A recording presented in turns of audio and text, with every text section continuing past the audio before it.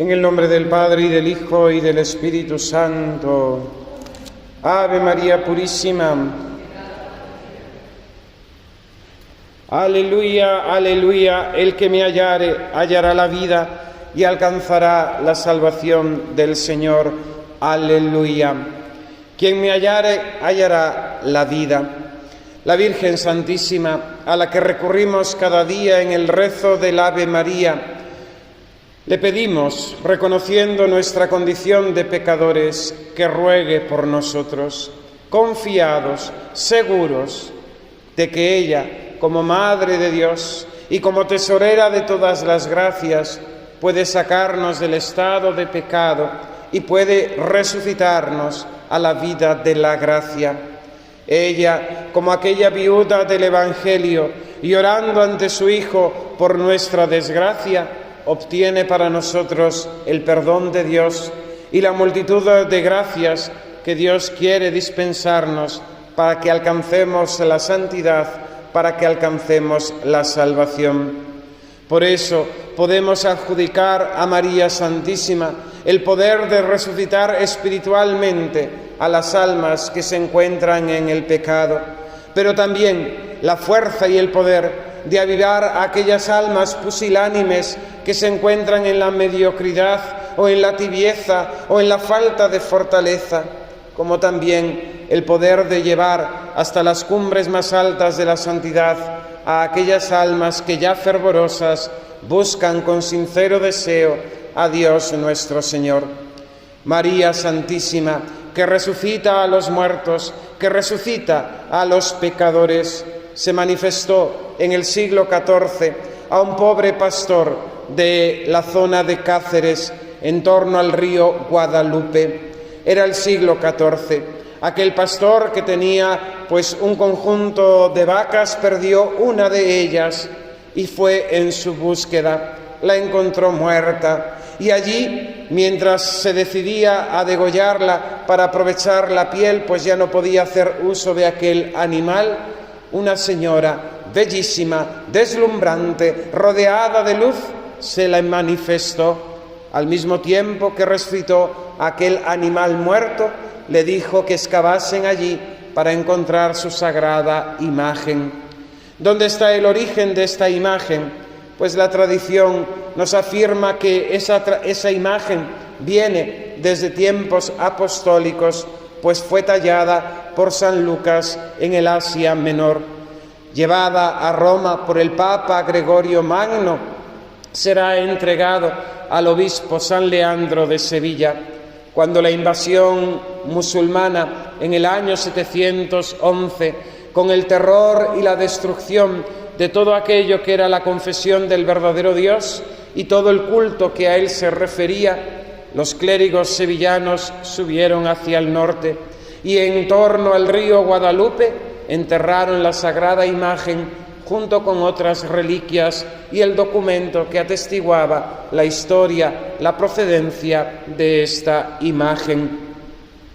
Gil Cordero, ante tal prodigio, no se pone a excavar, sino que va rápidamente al pueblo, ante las autoridades eclesiásticas y ante las mismas autoridades civiles del pueblo, para manifestar aquel prodigio.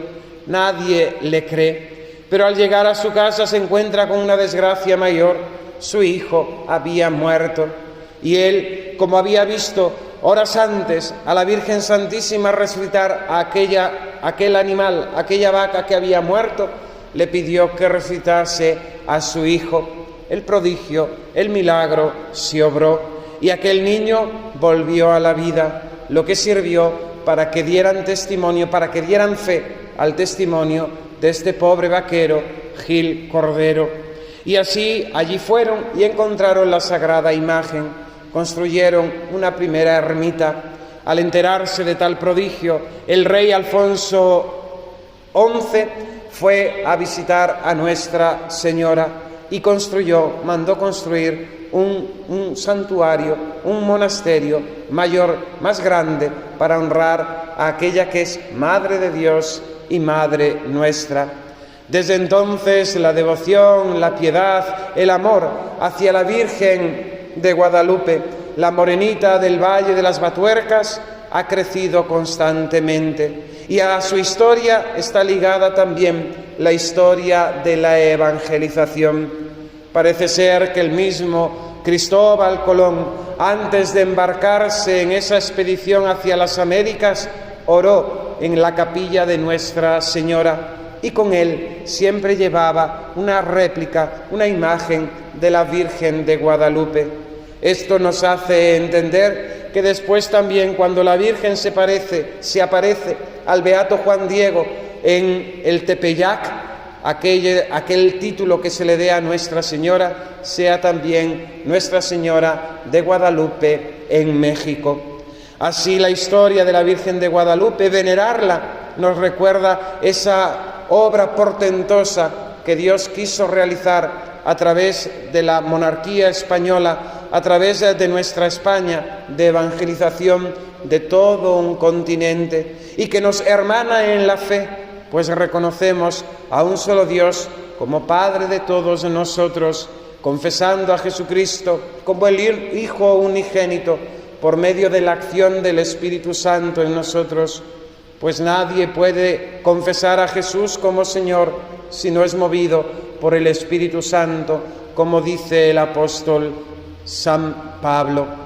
Al venerar a Nuestra Señora de Guadalupe, ponemos en este día a sus pies nuevamente, nos ponemos nosotros, pobres pecadores, pues no podemos ponernos otro título, no podemos presentarnos de otra manera, pero también ponemos a sus plantas a todas aquellas personas a las que amamos, a todas aquellas personas que nos importan y que sabemos que no van por buen camino, que viven alejados de Dios, que no viven bajo sus mandamientos. Pedimos también por los pobres pecadores, esos pobres pecadores que mueven a compasión el Inmaculado Corazón de María, tal y como se manifestará siglos más tarde, en el año 1917, en Fátima. Nuestra Señora de Guadalupe tiene el poder de resucitar espiritualmente a aquellos que están en pecado. Por eso nosotros, confiados plenamente en su intercesión, a sus plantas, ante su trono, presentamos nuevamente nuestras almas, pero también las almas de los que amamos y las almas de los pobres pecadores, para que todos nos salvemos, para que todos lleguemos al conocimiento de la verdad, para que todos podamos gozar un día de aquella que veneramos ahora aquí en la tierra, alabando a la Santísima Trinidad y ensalzándola con el mismo himno que Nuestra Señora en su Magnificat declara: proclama mi alma la grandeza del Señor, se alegra mi espíritu en Dios mi Salvador. Que así sea. En el nombre del Padre, y del Hijo, y del Espíritu Santo. Amén.